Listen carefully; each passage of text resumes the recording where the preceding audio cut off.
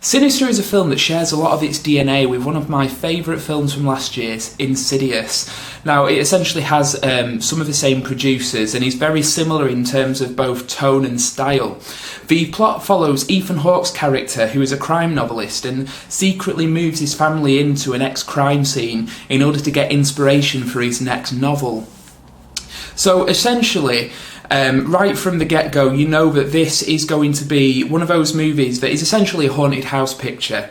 Now, what this movie does really well is actually in the first half making you care about the characters, and rather than relying solely on jump scares, it relies more on the performances of Ethan Hawke and the actors playing his family.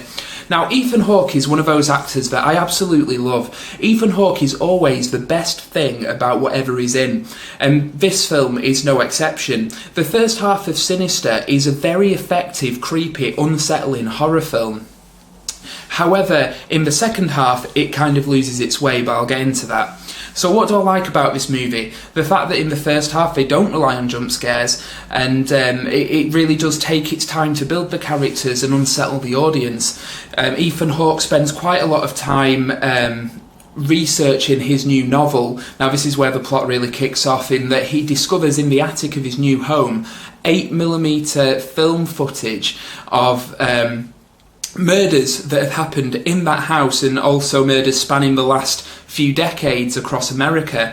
And the footage itself is inherently creepy, and this is why the film in the first half didn't need jump scares, in that the footage that Ethan Hawke is exploring and watching is scary enough without having to drive the point home.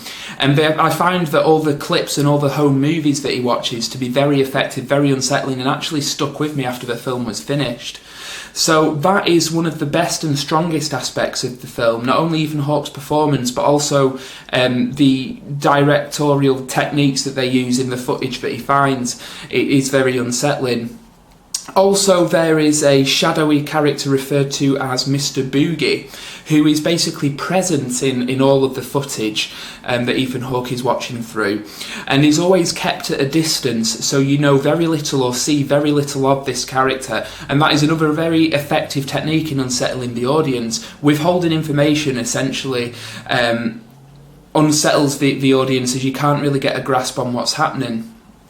So that's another very strong aspect of it. Another aspect that I really enjoy is the interplay between Ethan Hawke and his wife. Now, they obviously have a somewhat uneasy relationship because he's been moving around the country for however many years. His book 10 years ago was a hit. He's written a couple of flops since, and he keeps moving his family around trying to recapture the magic of his first book called Kentucky Blood. Now, she's obviously a very supportive wife, but their relationship is somewhat strained, and while the film doesn't spend an awful lot of time exploring that, it implies an awful lot, and it adds a certain undercurrent and another layer to the film, which is very enjoyable. Now, having said that, there is a tipping point in the movie. You can literally pinpoint the moment at which the movie becomes something else, and really sabotages itself and sabotages its own style. And it's a moment that's actually in the trailer, so this isn't a spoiler, but there is a moment in this movie where Ethan Hawke has an image of Mr. Boogie on his laptop, and while he's facing away from the laptop, the image turns, looks at him, and then turns away again. Now, this is the moment at which I was watching the film and thought, it's just crossed that very fine line, that fine threshold into silly territory. Now, a lot of criticisms will come flying at this because Insidious essentially did the same thing, but Insidious for me got away with it because Insidious always kind of wore its heart on its sleeve, and it's very much a film of two halves. And the actual differences in style between the first and second half of Insidious serve the plot. There is a reason for it. Whereas here, it almost feels like a studio executive watched a rough cut and said, right, there aren't enough jump scares, we need to make people jump because that's what people like. So it feels like a lot of jump scares from that point on have been sprinkled throughout the second half of the film and really cheapen and diffuse any tension that was present. There are literally moments where faces appear on screen as if to shout at the audience just to make you jump, and it didn't work for me because after you've seen a certain number of horror movies, this doesn't work for you. They need to do more than just make you jump. And the first half of Insidious really, first half of Sinister rather, really went a long way to do this. And the second half really just kind of lost its way. The plot remains consistently interesting, and to be honest, I could have watched the whole film without any supernatural element and just had Ethan Hawke exploring this footage and the origins of where it came from, because to me that is the film. That and his strange relationship with his wife are enough for a film of this type. You don't need to go overboard with the supernatural element, but unfortunately they do. Now, standout moments in this film are the actor who plays the deputy, whose name escapes me at the moment. I think it's James Ranson or Ranson. I'm not sure how to pronounce that. But he's brilliant, because essentially you think he's going to be the village idiot. And there's a moment where he says to Ethan Hawke, look, you know, I've studied criminal psychology, etc., etc. Let me help you. And they really get the best moments in the film are the exchanges of dialogue between these two characters. So those are standout moments. And a lot of the scares and a lot of the tension does work for me.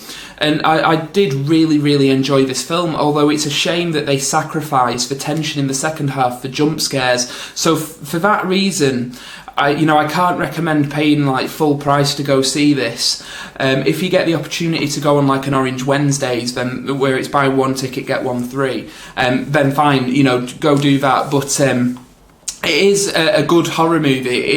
It's one that did stay with me after I'd seen it. The first half I absolutely love. And I will watch it again. I will no doubt pick it up on Blu-ray when it's out, when it's released, and it will be one that I revisit along with Insidious. They are very much sibling pictures, but whereas Insidious is like the younger, hyper little brother, Sinister is the slightly more mature teenage sister who thinks that she's a lot smarter than she is. Now, that is how I see these movies, and I would recommend Sinister for anybody who enjoyed Insidious. You have no idea how hard it is to say those in quick succession, but unfortunately it does lose its way. Best aspects are the interesting storyline and Ethan Hawke's performance. It's worth seeing it for those alone. So Sinister, I would recommend.